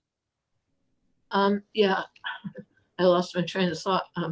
I was wondering about, I worked in an organization that was a spin-off from work done at an institution of higher learning. And they had developed an AI program for teaching kids mathematics in high school. And they wanted to see how it would work in college remedial. So they came to our institution, which was down the block. And I looked at the program and decided I would like to do it in the remedial math program at that college. And I got the assistant to the chair interested, and he said, okay, do it. It was a mess, but I did it and I liked the program. And I did it, I wanted to do it as a research project for remedial math at my college. Anyway, that turned out okay. And I was hired to, when it became a company, they hired me because they wanted to do a college version. And so I went to the company and it was tiny. We were like 10 people in the beginning.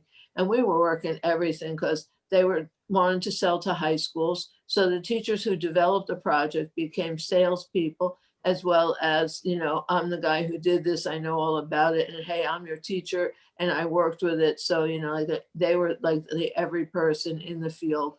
And then we had maybe one or two real salespeople and somebody else. So we were nuts and bolts and everybody did everything.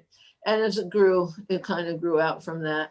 And it got a little dicey because the guy who, you have these people who still wanted to be high school people in that environment, but you couldn't be anymore because you were selling stuff in not high schools so much. You were selling in high school, but you were selling now. You were a salesperson. You were no longer the high school teacher. You were now a salesperson fundamentally. So you had to wear different hats, and some people wore the hat better than others in that environment. And then there were real salespeople who came on to work.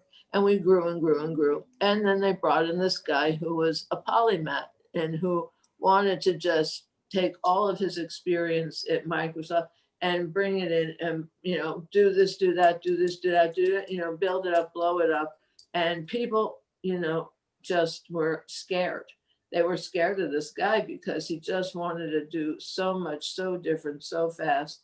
And this company, the guys who were doing the AI work slowly. I mean, AI takes a lot of intensive work. It's not something you can do quickly. For example, I wanted to do a college product. I did not want to do the product was not, it had to be used only in school. Can you wrap up the story and ask a question or a comment? Okay, it's just when you get a situation like that where you have people, everybody had their role in this very diverse industry that they had created. And so, this guy comes in and wants to be wild and crazy. I was wild and crazy because I got them to put the software where you could have a disk and take it home, and they never thought they would do that. And that was already tremendous craziness. And then this guy comes in and people were literally frightened, out of it. And he did not, I don't think he understood the nature of this industry. And at the same time, I don't think the industry allowed itself to change to fit the environment of becoming a company, you know, that was not high school any Got it. longer.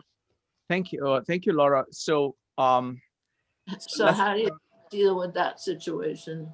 very good. So I'll just observe that, you know, it's not easy being a polymath, especially in the age of specialization.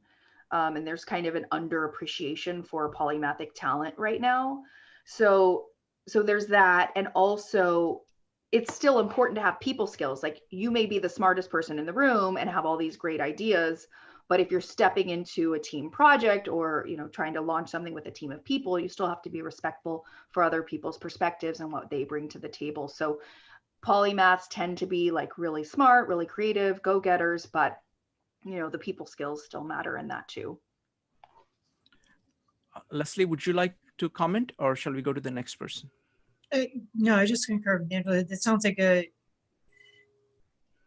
misunderstanding, or maybe a misalignment of roles too. And maybe an assumption that coming in, I have the skill set, they need me, I have this thing, that's my reputation, I'm going to come in and blow it up.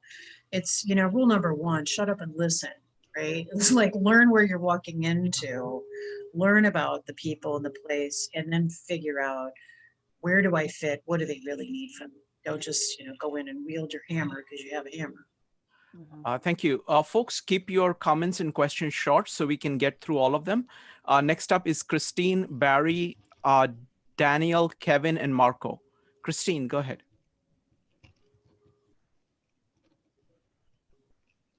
Christine, you need to unmute yourself. All right, sorry about that. This is really lucky that I came across this because I didn't know what polymath was, but I do know that this is something that I'm good at. I mean, okay, so let me get a little more focused here. I just wrapped up a practice. I was a trial attorney for 25 years, and I was defense, and I represented alleged sexually violent predators. So it required a lot of expert testimony, and I became very good at reading articles and cross-examining. And I could jump around to different areas of science because I realized it's not hard to learn concepts. You don't have to know the algebraic formulas or anything. Most people that are trial attorneys don't understand that. So I guess what I'm saying is, I think if I could get the interview to be a polymath somewhere, I would probably get the job. But how do you go about doing that? I mean, I have the liberty for several months to just figure out what I'm going to do next. So I just closed my practice. Can you give like any ideas about that? Yeah, that's a great question. So and this is just my opinion, my advice. I'm not sure it's the right answer, but for people who identify as having polymathic talent or being a polymath, I think we've got to talk about this more and let that be part of your brand. Own it, leverage it. You know, when you're in an interview, make that explicit, that like, hey, I have multiple talents across different fields. I've got all this background. I've got, you know, these aptitudes. And should I get hired for this job, like, I'm going to do that job to the best of my ability using lots of different tools in my toolkit. I'm not going to be like a cog in a wheel. And, you know, you may hire me to do the job and I will do it. I will do it well. I will be excellent, but I'm going to go above and beyond because I like to learn. I like challenges. I like new projects. So, you know, that's one of the benefits you'll get if you hire me, is that I will do the job and I will do more. So that's what I would recommend, is that let's talk about this more. Hopefully organizations will pick up on this. That's the problem right now, is that most organizations aren't thinking this way. So you may bring it to the table and make it an issue and explicitly own it and let that be part of your brand, but they may not appreciate it. So your goal really is to help them appreciate it, to be on. I mean, really too, I mean, it's so sad that we can't be honest about our full skill sets. It's just so sad that we're trained to edit and censor and modify our resumes and the storytelling we do as well, so that we can just fit in their little box. So it is a real challenge, and you know, give it a try, see how owning it and making it part of your brand works. And if it doesn't work, I guess you can go back to pretending, but I think we should be able to bring our whole selves to work, especially when it has to do with skills and talents that help us bring more to the job. Leslie, any comments? Thank you. Yeah, just one. So to your point, and I've heard a couple of people on this session today say, I really didn't know what polymathy was until I was curious and I joined.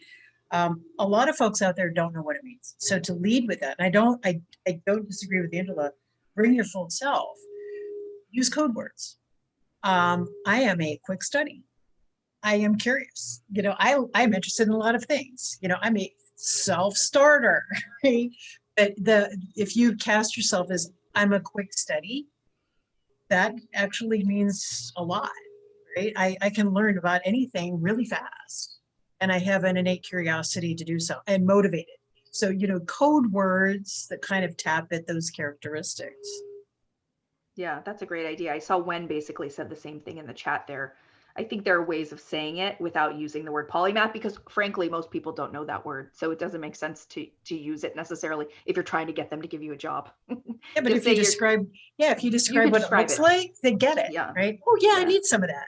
Right? Yeah, exactly. It can also help inform what kind of jobs you search for as well. Like maybe, Christine, you wouldn't search for a job that seems really routine and stable because you like to learn and be stimulated and have variety and you're really good at reading. And by the way, reading is something that most polymaths, not all, but most polymaths tend to do a lot of reading because they like to learn, and that's a big way of learning. So yeah, anyway, I feel like I'm blabbering. Hopefully that helped a little, and good luck in your job search. Next up is Barry, Daniel, Kevin, and Marco. Barry, go ahead. Yeah, one suggestion I have about the term polymath, there's a book called Mindset by Dweck, I think. Mm-hmm. And she says there's two types of people, those who have fixed mindsets and those people that have growth mindsets. And I think that is really what we're talking about. Polymaths have growth mindsets. And I like to use the metaphor that polymaths are like a river and monomaths are like a pond that gets stagnated and no longer can live in it. So that's what I want to expand our thinking about, the benefits of polymath. Certainly, we're all talking about the productivity of doing your work, but there's such a thing as mental and physical health, regardless whether you're in the workforce or you're retired like me, that's important. And I'd like to know if there's anybody that has done any research about the health benefits, both mental and physical, of polymathy. Because I found that many of the things, like I talked about in my last Wednesday about being a super ager, really involve being a polymath. It's expanding, it's constantly learning, expanding your thinking increases your lifespan as well as your health span, as well as your productivity. So I think that's the elephant in the room. Health is what we're really talking about today, whether it's mental or physical health. And I think that's something we ought to need to talk about in polymath. Has anybody done any research? Have you, Angelia? Hi, Barry. Good to see you. And it's such a good point that health matters, mental health, physical health, especially how are we going to have robust, rewarding careers if we're not well? And so thinking about how do we elicit our own wellness is an important question. Regarding specific studies on polymaths and health. So polymathy in general has been very, very understudied. I mean, academia prizes hyperspecialization, especially at the doctoral levels where they do research, and they're very siloed and departmentalized. And so doing research on not being highly specialized in an environment that's hyper specialized is difficult. It was sort of rebellious for me to write a doctoral dissertation on not being highly specialized, even though I was becoming highly specialized and not being specialized. You know what I mean?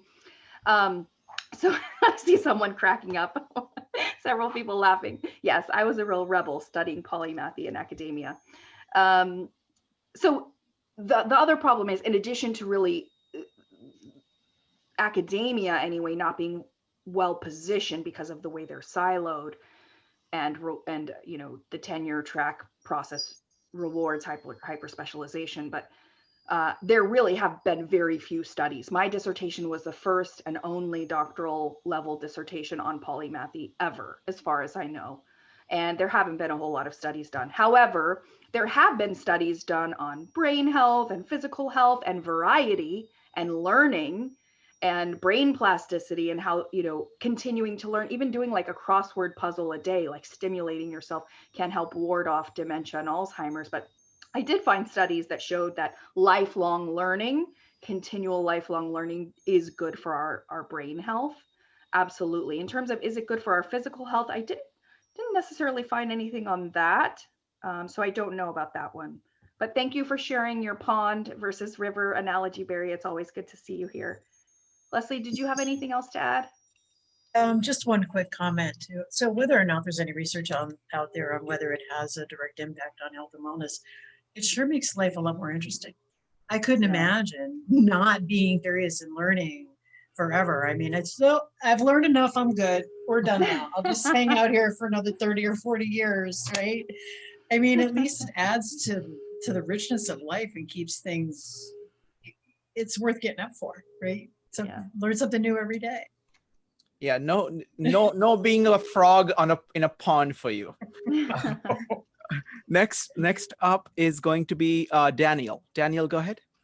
Hi guys. So I'm thinking about the nature of work, and I'd like you guys to maybe comment on the timeline extending past our current reality. What I'm seeing is that Angela and Leslie are both talking about an adjusting new paradigm towards this dynamic in society of polymath versus, I guess, straightforward, conscientious workers, for example. Okay, and where I'd like to have you guys comment on is it tied into a more like a larger societal push towards a non gross domestic product orientation towards economies. And it may take a little bit of extrapolation if both Angela and Leslie work within government organizations, but the thrust of economies, if they're based off of production,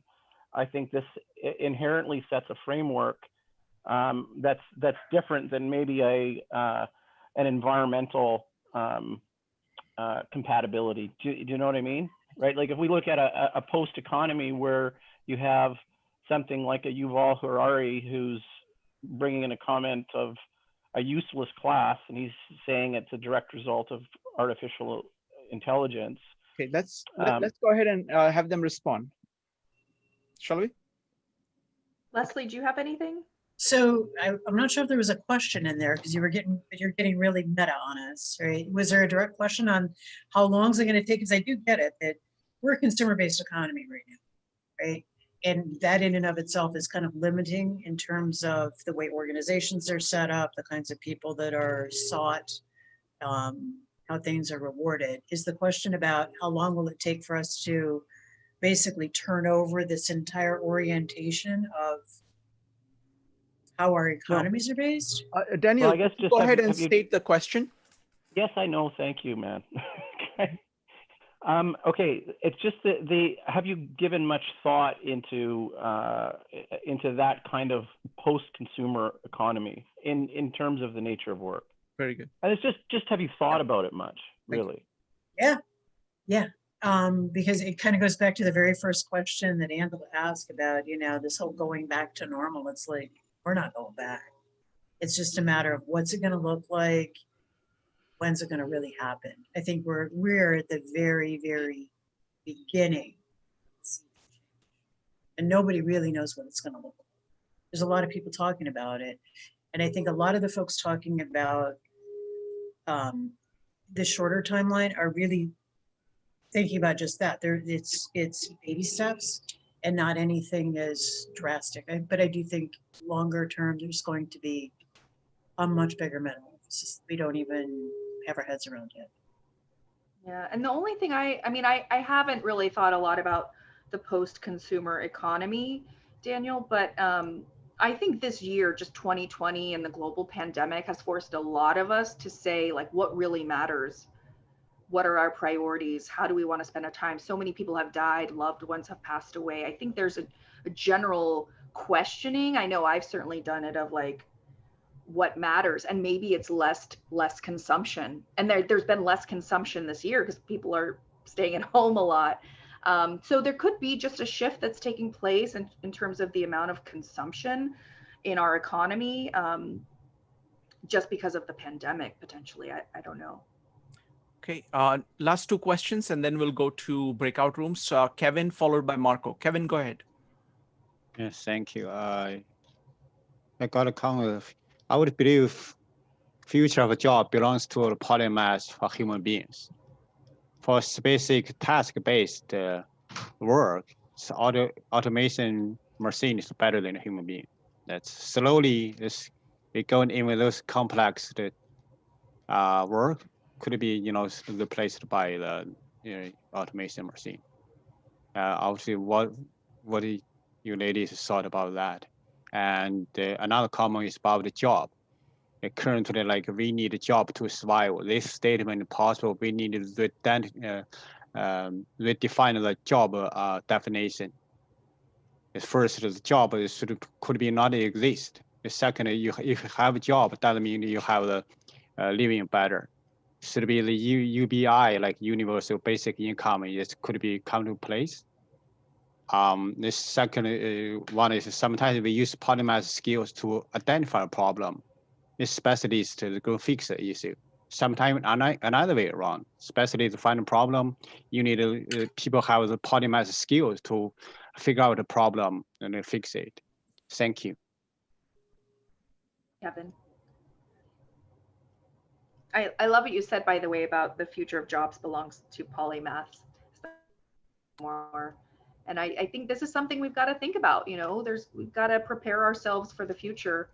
And doing the work I do, I see so many polymathic types who feel like they resonate so much with this. They feel like this is their natural tendency to be curious, to want to learn, to value variety, and to pursue the fullness of their identity and their humanity. And so this is a natural human tendency in my position that's been sort of pushed out of us, for the sake of efficiency and being those cogs in the wheels. But we've got to prepare the pipeline for our complex future. And I think we've got to prepare more people to think and work and act in polymathic ways. And the way we've got to get to that culture change where this is acknowledged and appreciated, so that we can prepare that pipeline in the schools and just talking about it more, because tech is not going to stop coming. It is a train. It is coming, and it's already been coming, and things are going to get automated. And we've really got to think strategically about what unique human value are we going to add? What do we want to add? What do we want to co-create, as Leslie said early in the beginning? So it's a real opportunity to rethink the future of work and how we want our talent to be used in that future state. All right, we'll take last question from Marco, and then we'll go to breakout rooms, followed by takeaways. Marco, go ahead. Yeah, it was mentioned earlier that I guess like in Germany, there's the 32-hour work week. Like, it seems like that's optimal for maybe someone who's like at a job they don't necessarily like, or for the most part. But I was wondering, like, is there like an optimal number per week for like an entrepreneur that kind of like enjoys what they do? Or so I don't have the answer. I can just share an anecdote that like one of the people I interviewed, Wendy, she was a very highly accomplished polymath, had like multiple side gigs and a full-time job and a startup, and was at a senior level, and had a podcast and wrote a book and ran marathons and like did all these really cool things. And I remember she was entrepreneurial by nature and had entrepreneurial side gigs in addition to her role at the startup. And she said that there's really never a day that goes by for her where she's not working on something on one of her various gigs. And that even when she has downtime, she would want to be doing those things. And so she said that it would be very stressful for her to just sit on a beach and do nothing. That would be stressful for her. So she always wanted to be stimulated, to be learning, like her brain was just so hungry. There was another person I interviewed who said since she was 3, like she's just been constantly working on self-improvement. And she stayed busy like a lot of the time. And some polymaths even sleep less to try to fit in everything that they're interested in. they can function. I need sleep. Not all polymaths can do that. But yeah, absolutely. Like, I think entrepreneurial people and polymathic people, if they can find the right combination of passions, if they can find the right job and the right hobbies to fill their time, maybe it doesn't feel like work. And so maybe they're doing it 60 or 70 hours a week. It just depends on the person and their energy level too, I think. But you're right. I mean, if you're doing a job you hate, then doing less of it would probably be nice. I think the European example with like a 32-hour work week, I don't know if it's European or a certain country, but as we talked about earlier, how do you measure contribution in an organization? And to some extent, 40 hours a week is somewhat arbitrary. And I think there's an opportunity to rethink contribution and how that's measured, how performance is measured. I just blabbered on it, but Leslie, do you have any final thoughts before we go to the breakout rooms? Yeah, I think the question was really, is there, if it's getting it, is there an optimal number? 32 is a minimum. Yeah, because I'm working for someone else and it's a minimum. But is there an optimal number if I'm entrepreneurial and I love what I'm doing? And it's kind of like, at that point, if you're really engaged and your work is your life, there is no, the lines blur. And if you're okay with that, then it's like, it's you're on all the time. There's no requirement that says you have to go off the clock. So I think the notion of what's optimal, that comes down to individual differences at that point. Yeah, especially if you're working from home too, in the new world where we see that you don't have to go do the button seat necessarily, that if you work on a computer or using tech to keep in touch with people or to deliver your work products, if you can do that from wherever, then, and you don't have a commute, you're not wasting time on things like commute, then it just frees up more time and energy to continue doing work that you're passionate about potentially. So it's a real opportunity to rethink how we're spending our time. Excellent. So now we're going to go into breakout rooms for 18 minutes, and then we're going to come back here to share our takeaways. Okay, excellent. So folks, now it's time for takeaways. What are you walking away with? That's the question. So I'm going to call on people in the order in which I see in Zoom. If you don't want to share your takeaways, you can just type skip. We're running out of time, so please keep it brief, 1 minute max. Question is, what did you learn today? What are you walking away with? What are your takeaways? Next up is going to be Christine, Donna, and Eric. Christine.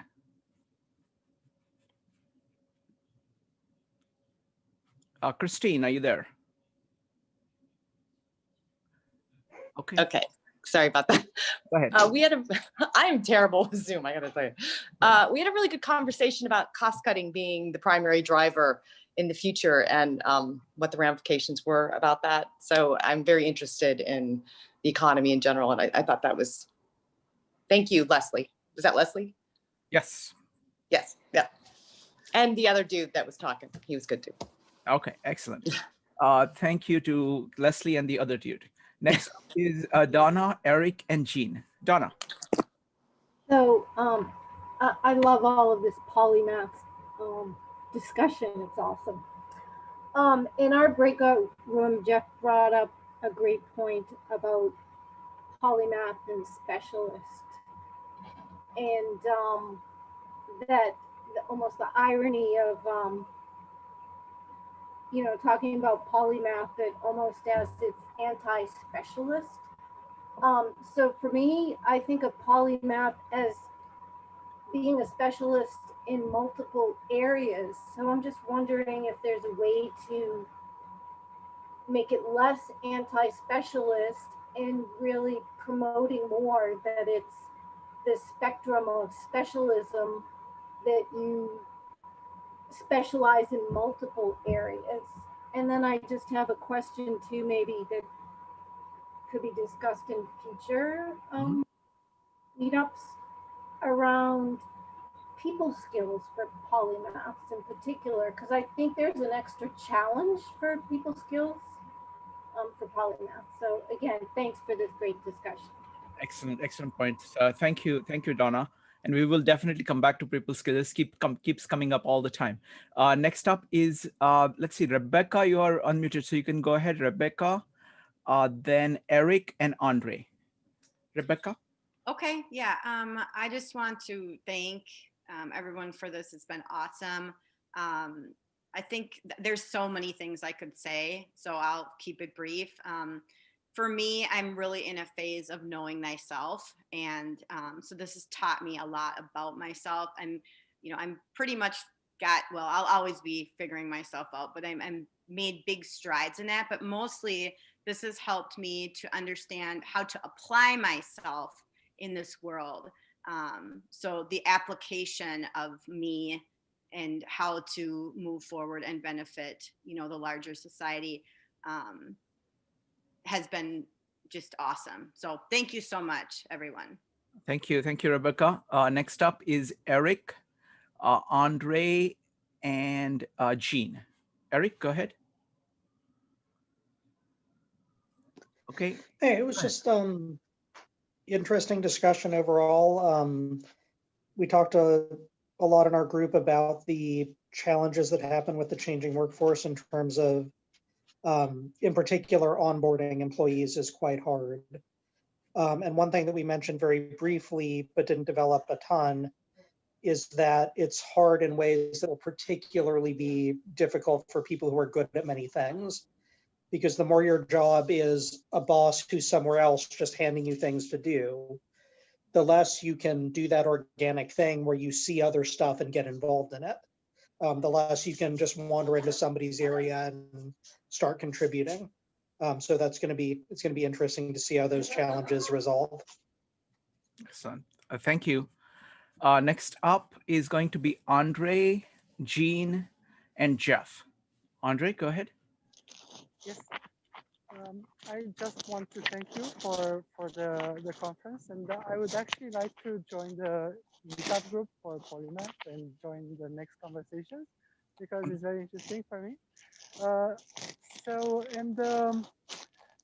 So I would ask you if you could please put in the comments the meetup group name or the link. That would be awesome. And I will summarize. I really enjoy. I enjoy the presentation. Lots of new information. But yeah, the two words that I will take away are from the three words are the happy river that we need to create as polymaths. So happy river with dams, with some limitations. I think that's one good way to think of ourselves as polymaths. And I will take that away alongside with the other very useful information. Thanks a lot, guys. Thank you. Glad to have you here, and I have put the link in the breakout downstairs. Thank you. Now let's see. Next up is Jean, Jeff, and Kevin. Jean, go ahead. Yeah, thank you for the presentation. Always nice to join this presentation. And I think the Polymath, and actually it's very coincident with the book I'm reading, Drive. It's mentioned, the research shows the intrinsic drive actually is working when your basic needs meet. And that research was actually hidden by some company, so they don't really understand it. They only use monetary as drive. Actually, at a certain point, monetary drive will actually make the creativity, reduce creativity. So a lot of companies actually realize that now, and they actually gave more space for autonomy for employee, and gave space like Spotify. They gave them time to be creative, so they don't have to spend their own time to be an entrepreneur. So they can use their own creativity, and they actually get more product, more good creative product done during that time. So I think the company is starting to catch up on psychology, and I think with the world that don't change, maybe specialization will work better. But with the world keep changing, like this COVID, companies have to reinvent themselves, and Polymaths have more important role to play. So I think the future is for Polymath. So we should keep working. Excellent. That's a great slogan. The future is for polymaths. Next up is Jeff, Kevin, and Barry. Jeff? So I just want to take a slightly divergent view here. I think it would be an error to place polymaths in some way as superior to experts. I think that the world needs experts as well as polymaths. When I need someone to do brain surgery on me, I really need them to be the best darn brain surgeon in the world. And I don't necessarily need them to also be a heart surgeon or a podiatrist and a dentist. And so I want to argue for the value of specialists. And instead of thinking of this as an either or proposition, I would alter the proposition and say that there are people who have different aptitudes, and by that strengths and talents and abilities. And we need each of us to find those places where we can be put to the greatest use, given who we uniquely are. And I would submit that there is an under appreciation probably of polymath set of aptitudes that is in a time of great change now shifting, and necessarily so. But I would not undervalue specialists to do things that we really need them to do.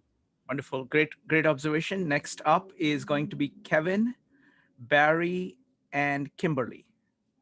Kevin. Thank you. For me, polymath is about attitude, how do you thinking, and curiosity, and so on. And imagine, let's see, how do we communication in the history? By mail, fax, pager system, phone, email, smartphone, now face-to-face. Thinking like Zoom now, right? Then let's see one example is if I was one worker in Detroit Big 3, that day I lost my job. If I'm polymath, I'm curious to learn something else. I can easily adapt to find another job. If let's see, I see that's my job, I keep looking for the manufacturer job before make a car. You never get it. Mm-hmm. Thank you. Thank you. Thank you, Kevin. Next up is Barry, Kimberly, and Lester. Following up on my metaphor of polymaths are like a river, and what do rivers want to do? They want to flow, and they don't want to be dammed up. They don't want to be diverted. They want to flow where they want to go. And so the environment is very critical, I think, to a polymath, that they have an environment where they can flow. And so I think as we look forward to the future, the three main things we're going to be dealing with is technology, climate change, and disease or future pandemics. And the technology of using holodecks like on Star Trek is going to become very, very popular. And we're going to be able to not have to move. We're going to be able to stay in our homes, and we'll be able to change our environment virtually, and we'll be able to interact with people three-dimensionally as holographs. And so that is the future. And if you can get involved in that technology, I guarantee you're going to be in high demand. Thank you. Thank you, Barry. Next up is Kimberly, Lester, and Mike. Kimberly. Okay, next up is Lester, Mike, and Linda. Hi, it just happens over my desk. I have a quote from Eric Hoffer that reads, "In times of change, learners inherit the earth, while the learned find themselves beautifully equipped to deal with a world that no longer exists." So, about a year ago, I ran across a Wikipedia page called Novelty Seeking, which is separate from the big 5 personality features. And I've been trying to find out how you measure your novelty seeking. Is that a research question in Polymathy? Is there a score? You take a test and you find out? Or is there a PhD waiting to be written for novelty seeking. Apparently on Wikipedia, novelty seeking is 4 components: exploratory excitability, impulsiveness, extravagance, and disorderliness. And 3 of the 4, I'm hitting on all cylinders. I don't know about extravagance. So I'm just interested in the research. Is there I didn't hear how they measure it. Do you just declare yourself a polymath? So that's Okay. my takeaway. Excellent, excellent. And what we'll do is that at the end, Leslie or Angela will be able to remark on anything, any comments that they want to remark on. But great observation, and thanks for the quote, Lester. Next up is going to be Mike, Linda, and somebody else, and Joe. Mike. Well, the nature of work is undergoing change. Several people have mentioned it, Jeff, Barry, others.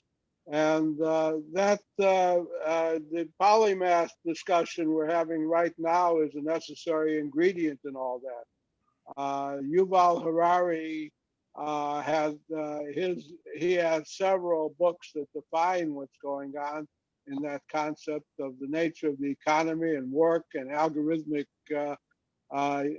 artificial intelligence eliminating large numbers of jobs, or making a change in the way people and machines and people and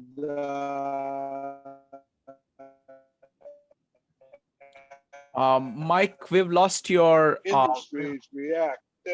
It was discussed in the breakout room, and okay, and I'll yield the balance of my time. Thank you, thank you. Next up is going to be Linda, followed by Joe. Linda? Angela and Leslie, thank you for an excellent presentation leading to some very, very interesting discussions. I look forward to more presentations in the near future. Thank you. Wonderful. Thank you, Linda.